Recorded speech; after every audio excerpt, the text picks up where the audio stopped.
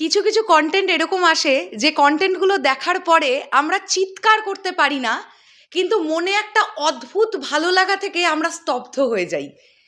আমার কাছে বা আমার এবং তোমাদের সৃঞ্জয়দা দুজনের কাছেই মনে হয়েছে লহ গৌরাঙ্গের নাম রে ট্রেলারটা এমন একটা ট্রেলার হয়েছে যে ট্রেলারটা আমাদেরকে নিশ্চুপ করিয়ে দিয়েছে।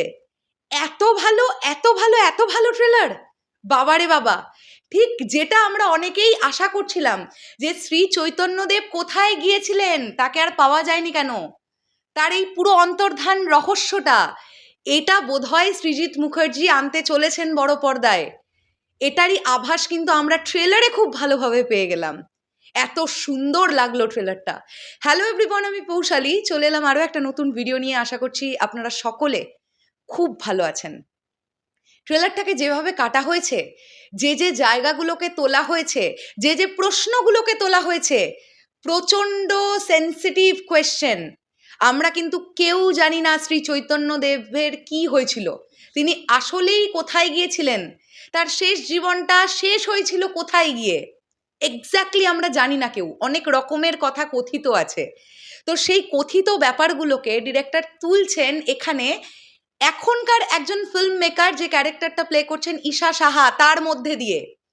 এবং আমরা দেখতে পাচ্ছি পুরো ব্যাপারটা আমাদের কাছে ক্লিয়ার যে দিব্যজ্যোতি সে আসলেই শ্রী চৈতন্যদেব, এবং এখানে ইন্দ্রনীল দা তিনি কিন্তু এই সিনেমার চৈতন্যদেব।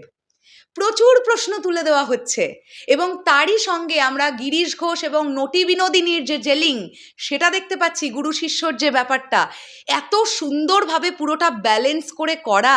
এবং ট্রেলারের মাঝখানে মাঝখানে যে গানগুলো যেভাবে মানে দেওয়া হয়েছে, অরিজিৎ সিং এর গানটা দেখলাম, মানে শুনলাম আর কি, খুব সুন্দরভাবে ট্রেলারের মধ্যে ইনপুট করা হয়েছে গানটাকে। এবং প্রতিটা গান যে মুহূর্তে মুহূর্তে আসছে, ব্যাপক লাগছে শুনতে। যে শটগুলো দেখছি, আবারও ওই যে একটাই কথা বলছি, শ্রী চৈতন্যদেবের সময়কালটাকে দেখানোর জন্য একেবারে ব্লার পুরো ব্যাপারটা, পুরো ব্লারিশ। নটি বিনোদিনীর সময়টা তার থেকে ওই অতটা ঝাপসার থেকে একটু ক্লিয়ার, আর এখনকারটা একেবারে ক্লিয়ার। মানে কি যে দুর্দান্ত একটা ব্যাপার হতে চলেছে। আমি কিন্তু সত্যি বলছি, আমি এবং তোমাদের সৃঞ্জয়দা, আমরা শরৎ মিউজিক ভেঞ্চার্স টিম এই সিনেমাটা দেখার জন্য ভীষণ এক্সাইটেড হয়ে থাকলাম। এবং শুভশ্রীদিকে বিনোদিনী দাসীর চরিত্রে ব্যাপক লাগছে, ব্যাপক লাগছে। এত ভালো লাগছে না, বলে বোঝাতে পারবো না, এত ভালো লাগছে। আর ততটাই ভালো লাগছে দিব্যজ্যোতিকে শ্রী চৈতন্যদেবের চরিত্রে।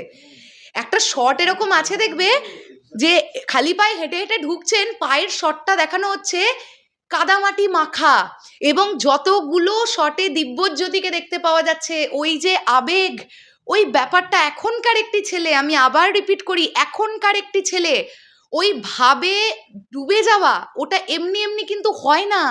এটা এটা অপূর্ব একটা কিছু করেছে দিব্যজ্যোতি, আমার ট্রেলার দেখে এখনো পর্যন্ত তাই মনে হচ্ছে। ডিরেক্টরের নাম যখন সৃজিত মুখার্জি, তখন আমরা ডেফিনেটলি আশা করছি আমরা ভালো কিছু পাবো, কারণ সৃজিত বাবু বেশ অনেকগুলো বছর রিসার্চ করেছেন এই পুরো প্রজেক্টটাকে নিয়ে। রিসার্চের পরে তিনি প্রজেক্টটা নিয়ে আসছেন।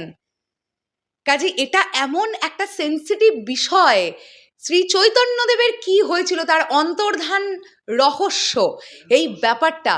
এবং এটা বড় পর্দায় আসছে, আমার মনে হয় দর্শক এই সিনেমাটাকে ভীষণ পজিটিভ ওয়েতে নেবে। একটা ডায়লগ এরম আছে যেখানে ঈশা শাহ বলছেন যে শ্রী চৈতন্যদেবের শেষে গিয়ে কি হয়েছিল সেটা কি আর এখন পাবলিক নেবে? আমার মনে হয় পাবলিক নেবে। ইয়েস, পাবলিক নেবে।